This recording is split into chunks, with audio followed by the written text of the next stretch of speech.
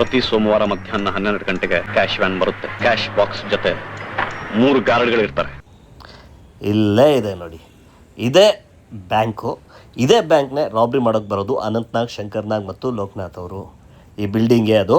ಆ ಬ್ಯಾಂಕಿನ ಬಿಲ್ಡಿಂಗ್ ಅಂದ್ರೆ ಅದು ಆಗ ಏನ್ ಬ್ಯಾಂಕ್ ಇತ್ತು ಅದೇ ಬಿಲ್ಡಿಂಗ್ ಅನ್ನು ಮಾಡಿದ್ರು. ಅದು ಆ ಬಿಲ್ಡಿಂಗ್ ಅನ್ನ ಅದಕ್ಕೊಂದು ಇತಿಹಾಸ ಇದೆ. ಆ ಕಟ್ಟಡವನ್ನು ಕಟ್ಟಿದ್ದು ಒಬ್ಬ ಪಂಜಾಬಿ ಕಾಂಟ್ರಾಕ್ಟರ್ ಅವರು. ರಾಘವೇಂದ್ರ ಇದು ನಡೆಯೋ ಮಾತಲ್ಲ. ಇದೇ ಬೀಚ್ನಲ್ಲೇ ನಡ್ಕೊಂಡ್ಬಂದು ಈ ರಾಬ್ರಿ ಬಗ್ಗೆ ಆಗಲ್ಲ ಹಾಗೆ ಹೀಗೆ ಅಂತ ಮಾತಾಡ್ಕೊಂಬರೋದು ಇದೇ ಜಾಗದಲ್ಲಿ. ನಮಸ್ತೆ ಸ್ನೇಹಿತರೆ, ಮತ್ತೊಮ್ಮೆ ಅಲೆಮಾರಿ ಅಮಿತ್ ಯೂಟ್ಯೂಬ್ ಚಾನಲ್ಗೆ ಸ್ವಾಗತ ಸುಸ್ವಾಗತ. ನಾನಿವತ್ತು 1980ರಲ್ಲಿ ರಿಲೀಸ್ ಆದಂತಹ ಮಿಂಚಿನ ಓಟ, ನಮ್ಮ ಶಂಕರ್ನಾಗ್ ಹಾಗೂ ಅನಂತ್ನಾಗ್ ಜೊತೆಗೆ ಲೋಕನಾಥ್ ಅವರು ಅಭಿನಯಿಸಿರುವ ಈ ಸಿನಿಮಾ ಶೂಟ್ ಆಗಿರೋದೆಲ್ಲಿ. ಇವತ್ತು ನಾನು ಅದನ್ನು ತೋರಿಸೋದಕ್ಕೆ ಹೊರಟಿದ್ದೀನಿ. ನಿಮ್ಗೆ ಗೊತ್ತಿರ್ಬೋದು, ಅನಂತ್ನಾಗ್ ಅವರು ಮೆಕ್ಯಾನಿಕ್ ಆಗಿರ್ತಾರೆ. ಶಂಕರ್ನಾಗ್ ಮತ್ತು ಲೋಕನಾಥ್ ಅವರು ಒಂದು ಕಡೆ ಕೆಲಸ ಮಾಡ್ತಾ ಇರ್ತಾರೆ. ಆಮೇಲೆ ಬಿಟ್ಟು ಬಂದು ಕಾರ್ನ ಕಳ್ತನ ಮಾಡೋಕ್ಕೆ ಸ್ಟಾರ್ಟ್ ಮಾಡ್ತಾರೆ. ಆದರೆ ಒಂದು ಕಾರು ಕೆಟ್ಟೋದಾಗ ಅನಂತ್ನಾಗ್ ಅವ್ರು ಬಂದು ಹೆಲ್ಪ್ ಮಾಡ್ತಾರೆ. ಕಾರ್ ಕೆಟ್ಟೋದಾಗ ಅನಂತ್ನಾಗ್ ಅವ್ರು ರಿಪೇರಿ ಮಾಡೋಕ್ಕೆ ಬಂದಾಗ ಈ 3 ಜನ ಒಂದಾಗ್ತಾರೆ, ಮತ್ತೆ ಕಳ್ತನ ಸ್ಟಾರ್ಟ್ ಮಾಡ್ತಾರೆ. ಹೀಗೆ ಹುಬ್ಳಿ ಧಾರವಾಡ ನಂತರ ಕಾರವಾರಕ್ಕೆ ಇವರು ಬರ್ತಾರೆ. ಕಾರವಾರಕ್ಕೆ ಬರ್ಬೇಕಾದ್ರೆ ಇವರು ಒಂದು ಹಾಡು ಹಾಡ್ಕೊಂಡ್ ಬರ್ತಾರೆ. ಇಲ್ಲಿಂದ ನಾನು ಆ ಶೂಟಿಂಗ್ ನಡೆದಿರೋದು. ಇದಷ್ಟೇ ಅಲ್ಲ, ಒಂದು ಬ್ಯಾಂಕ್ ರಾಬರಿ ಮಾಡ್ತಾರೆ. ಅವಾಗಲೇ ಜೈಲ್ಗೆ ಹೋಗೋದು, ಜೈಲಿಂದ ಎಸ್ಕೇಪ್ ಆಗೋದು, ಅವರೆಲ್ಲ ಶೂಟ್ ಆಗೋದು. ಸೊ ಈ ಕಥೆಯನ್ನೇ ನಾನು ಹೇಳೋದಕ್ಕೆ ಬಂದಿರೋದು. ಇವರು ಯಾವ ಬ್ಯಾಂಕ್ ರಾಬರಿ ಮಾಡ್ತಾರೆ, ಅಷ್ಟೇ ಅಲ್ಲ ಎಲ್ಲಿ ಇವರು ಉಳ್ಕೊಂಡಿರ್ತಾರೆ, ಈ ಎಲ್ಲ ಸೀನನ್ನು ನಾನಿವತ್ತು ನಿಮಗೆ ತೋರ್ಸಕೊಟ್ಟಿದ್ದೀನಿ. ಮತ್ತೆ ತಡ ಬನ್ನಿ, ನಾವು ಸೀದಾ ಈಗ ಕಾರವಾರಕ್ಕೆ ಹೋಗಿ ಅಲ್ಲಿಂದ ನಾನು ಒಂದೊಂದೇ ಸೀನ್ನ ಮ್ಯಾಚ್ ಮಾಡ್ಕೊಂಡು ಹೋಗ್ತೀನಿ. ಎಸ್, ನಾನಿವತ್ತು ಕಾರವಾರಕ್ಕೆ ಬಂದಿದ್ದೇನೆ, ನಿಮ್ಮನ್ನು ಕರ್ಕೊಂಡು ಬಂದಿದ್ದೇನೆ. ಇದೇ ಕಾರವಾರದ ಬೀಚಲ್ಲಿ ಮಿಂಚಿನ ಓಟದ ಒಂದಷ್ಟು ಸೀನ್ಗಳು ಶೂಟ್ ಆಗಿದೆ. ಎಲ್ಲೆಲ್ಲಿ ಶೂಟ್ ಆಗಿದೆ, ಎಲ್ಲೆಲ್ಲಿ ನಮ್ಮ ಶಂಕರಣ್ಣ, ಅನಂತ್ನಾಗ್ ಸರ್ ಮತ್ತು ಲೋಕನಾಥ್ ಅವರು ಇದ್ದರು, ಇದೆಲ್ಲವನ್ನು ತಿಳಿಸೋದಕ್ಕೆ ನಾನು ಬಂದಿದ್ದೀನಿ. ಫಸ್ಟ್ನೇ ಸೀನಿಂದ ಇವರು ಹುಬ್ಳಿ ಮತ್ತು ಧಾರವಾಡದಲ್ಲೆಲ್ಲ ಕಾರ್ ಕಳ್ತನ ಮಾಡಿಕೊಂಡು ಬರೋದು ಇದೇ ಬೀಚ್ಗೆ. ಇದೇ ಬೀಚಿಗೆ ಬಂದಮೇಲೆ ಈ ಬೀಚ್ನ ರೈಟ್ ಸೈಡಲ್ಲಿದೆ ನೋಡಿ, ಈ ರೈಟ್ ಸೈಡಲ್ಲಿರುವಂತಹ ಈ ಗುಡ್ಡಗಳು ಕಾಣ್ತಿದ್ದಿಲ್ಲ, ಇಲ್ಲಿಂದನೇ ಹಾಡಾಡಿಕೊಂಡು ಅನಂತ್ನಾಗ್ ಅವರು, ಶಂಕರ್ನಾಗ್ ಅವರು ಎಂಟ್ರಿ ಕೊಡೋದು. ನಾನು ಇಲ್ಲಿ ಇನ್ನೊಂದು ಫ್ರೇಮ್ ಮ್ಯಾಚ್ ಮಾಡ್ತೀನಿ ನೋಡಿ. ಈ ಗುಡ್ಡ ಇದೆಯಲ್ಲ, ಈ ಗುಡ್ಡದ ಹತ್ರ ನೋಡಿ ಹೀಗೆ ಕಾರಲ್ಲಿ ಪಾಸ್ ಆಗ್ತಾರೆ. ಇಲ್ಲಿ ಕಾಣ್ತಿದೆಯಲ್ಲ ಈ ಗುಡ್ಡ ಮ್ಯಾಚ್ ಆಗುತ್ತೆ ನೋಡಿ. ಏನೋ ಲೆಫ್ಟ್ ಸೈಡ್ ಬಂದರೆ ಹೀಗೆ ಕಾರ್ ಪಾಸ್ ಆಗಿ ಈ ಗುಡ್ಡ ಕಾಣುತ್ತೆ ನೋಡಿ.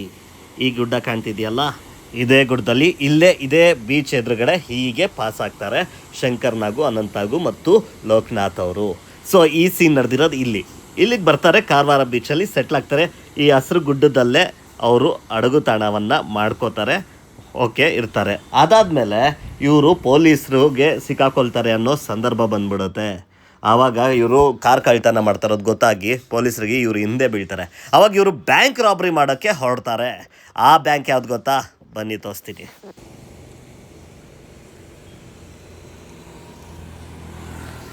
ಇದೇ ನೋಡಿ, ಇದೇ ಬಿಲ್ಡಿಂಗ್ಗೆ ಆ ಬ್ಯಾಂಕ್ ಆಗಿದ್ದು 46 ವರ್ಷದ ಹಿಂದೆ.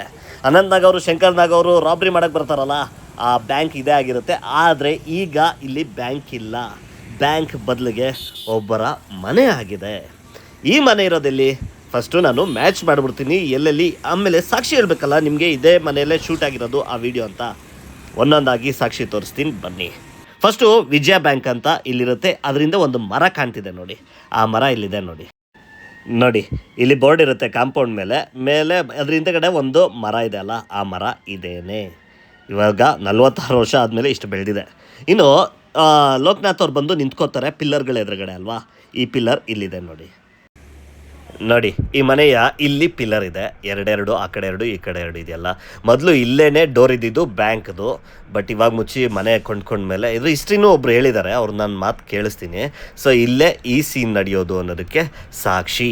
ಇನ್ನು ಇಲ್ಲೊಂದು ಮ್ಯಾಚ್ ಆಗುತ್ತೆ ನೋಡಿ, ಈ ಕಾಂಪೌಂಡ್ ಇದೆಯಲ್ಲ, ಅಂದರೆ ಮೇಲ್ಗಡೆ ವಿಜಯ ಬ್ಯಾಂಕ್ ಅಂತ ಹಾಕಿರ್ತಾರೆ ಇದ್ರ ಮೇಲೆ, ಅಲ್ಲಿ ಗ್ರಿಲ್ಗಳು ಮ್ಯಾಚ್ ಆಗುತ್ತೆ ನೋಡಿ. ಹಳೆ ಗ್ರಿಲ್ಗಳೇ 46 ವರ್ಷ ಆದರೂ ಈಗಲೂ ಹಾಗೆ ಇದೆ. ಒಂದಷ್ಟು ಚೇಂಜಸ್ ಮಾಡ್ಕೊಂಡಿದ್ದಾರೆ, ರಿನೋವೇಷನ್ ಮಾಡ್ಕೊಂಡಿದ್ದಾರೆ, ಬಟ್ ಅಲ್ಲಿದ್ದಂತೆಯೇ ಇಲ್ಲೂ ಇದೆ ನೋಡಿ ಈ ಗ್ರಿಲ್ಗಳು. ಇನ್ನು ಇದ್ರ ಜೊತೆಗೆ ಆ ಕಿಟಕಿಗಳು ಕೆಳಗಡೆ 2, ಮೇಲ್ಗಡೆ 2 ಕಿಟಕಿಗಳನ್ನ ಕವರ್ ಮಾಡಿರೋದು ಗೊತ್ತಾಗ್ತಾ ಇದೆ. ಸೊ ಇದೇ ಮನೆಯಲ್ಲೇ ಶೂಟಿಂಗ್ ಆಗೋದು ಅನ್ನೋದಕ್ಕೆ ಒಂದು ಸಾಕ್ಷಿ ನಿಮಗೆ ಸಿಕ್ತು. ಆದರೆ ಶಂಕರ್ನಾಗು, ಅನಂತ್ನಾಗು, ಲೋಕನಾಥ್ ಅವರು ಅಲ್ಲಿ ಪಿಲ್ಲರ್ ಎದುರುಗಡೆ ನಿಂತಿದ್ದನ್ನ ತೋರಿಸ್ದೆ. ಅನಂತ್ನಾಗ್ ಅವ್ರನ್ನ ಎಲ್ಲಿ ನಿಂತಿರ್ತಾರೆ ಗೊತ್ತಾ, ತೋರಿಸ್ತೀನಿ ಬನ್ನಿ. ನೋಡಿ ಇಲ್ಲಿದೆ ನೋಡಿ, ಇಲ್ಲಿ ಒಂದು ಪಿಲ್ಲರ್ ಥರ ಕಾಣ್ತಿದೆಯಲ್ಲ ಕಾಂಪೌಂಡು, ಇಲ್ಲೇ ಹೊರ್ಕೊಂಡು ಕೂತಿರ್ತಾರೆ, ನಿಂತಿರ್ತಾರೆ ಸಿಗರೇಟ್ ಹೊಡ್ಕೊಂಡು. ಇಲ್ಲಿ ಬೋರ್ಡ್ ಇರುತ್ತೆ, ಮೇಲೆ ಮರ ಇದೆಯಲ್ಲ, ಈ ಮರ ಸಹ ಮ್ಯಾಚ್ ಆಗುತ್ತೆ ನೋಡಿ.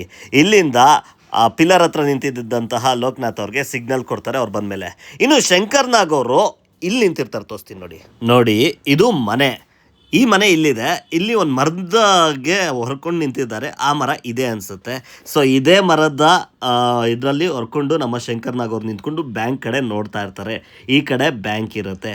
ಸೊ ಈ ಸೀನ್ ಎಲ್ಲ ನಡೆದಿರೋದು ಇದೇ ಮನೆ ಎದುರುಗಡೆ ಅನ್ನೋದಕ್ಕೆ ಸಾಕ್ಷಿಗಳು ಇಲ್ಲಿಷ್ಟಿದೆ. ಆಮೇಲೆ ಬರ್ತಾರೆ, ಬ್ಯಾಂಕ್ ದರೋಡೆ ಮಾಡೋದಕ್ಕೆ ಬರ್ತಾರೆ.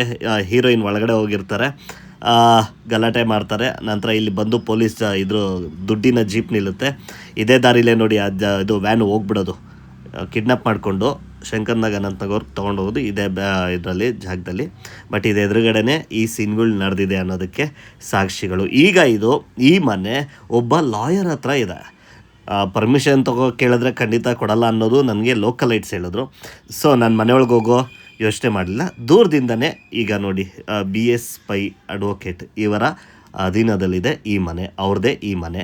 ಸೊ ನಾನು ಪರ್ಮಿಷನ್ ಕೇಳೋ ಸಾಹಸ ಕೈ ಹಾಕಲಿಲ್ಲ, ಯಾಕೆಂದರೆ ಟೈಮ್ ಆಗಿಬಿಟ್ಟಿತ್ತು, ಹೊರಟ್ಬಿಟ್ಟೆ. ಬಟ್ ಇದೇ ಮನೆ, ಒಳಗಡೆ ಹೋಗಲಿಲ್ಲ, ಹೊರಗಡೆಯಿಂದನೇ ಒಂದು ವೀಡಿಯೋ ಮಾಡ್ಕೊಂಡು ಜನರಿಗೆ ತೋರಿಸೋಣ ಅಂತ ನಾನು ಟ್ರೈ ಮಾಡಿದೆ. ಸೊ ಇದಾಗಿತ್ತು ಈ ಬ್ಯಾಂಕ್ ರಾಬರಿ ಸೀನು. ಇನ್ನೂ ಇದೆ, ವೆಯ್ಟ್ ಮಾಡಿ, ಇದ್ರದ್ದು ಕತೆ ಹೇಳೋದಕ್ಕೂ ಒಬ್ರು ಇದ್ದಾರೆ.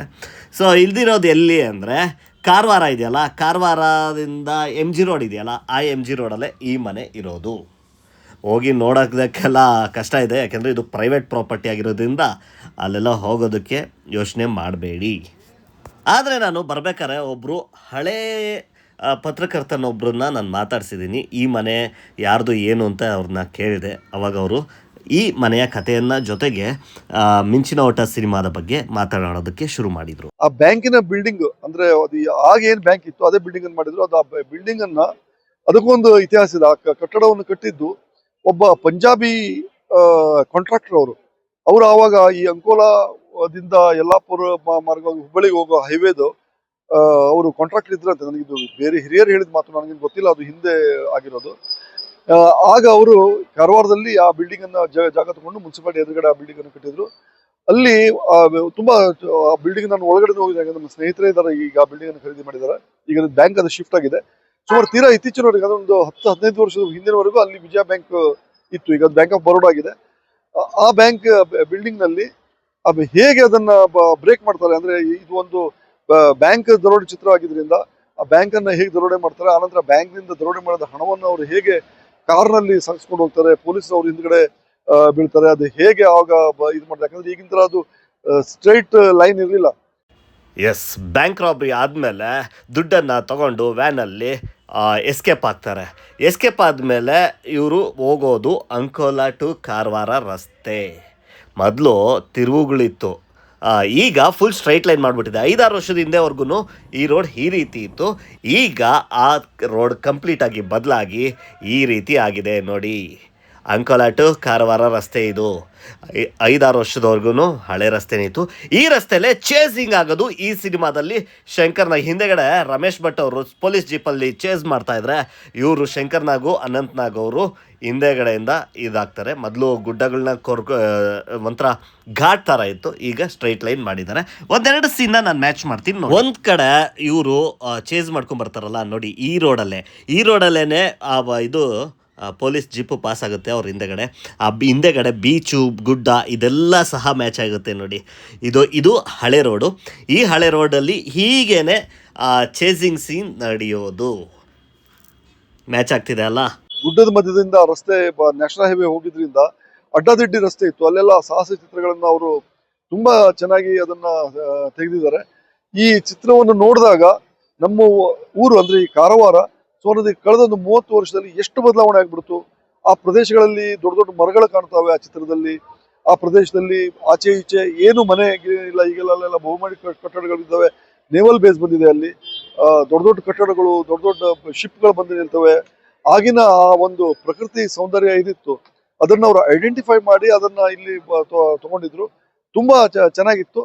ಅದು ಹಾಗೇನೆ ಬಿಟ್ಟಿದ್ದೆ ಚೆನ್ನಾಗಿ ಅನ್ಸುತ್ತೆ. ಆದ್ರೆ ಏನ್ ಮಾಡೋದು, ಡೆವಲಪ್ಮೆಂಟ್ಗೋಸ್ಕರ ಎಲ್ಲ ಬದಲಾವಣೆಗಳು ಆಗ್ತಾನೆ ಇರ್ತವೆ. ಅದನ್ನ ಒಪ್ಕೊಳ್ಳಬೇಕು. ಯಾಕಂದ್ರೆ ಇದ್ದಂಗೆ 100 ವರ್ಷದ ಹಿಂದೆ ಇದ್ದ ಹಾಗೆ ಈಗ ಇರ್ಬೇಕು ಅಂತ ಇಲ್ಲ.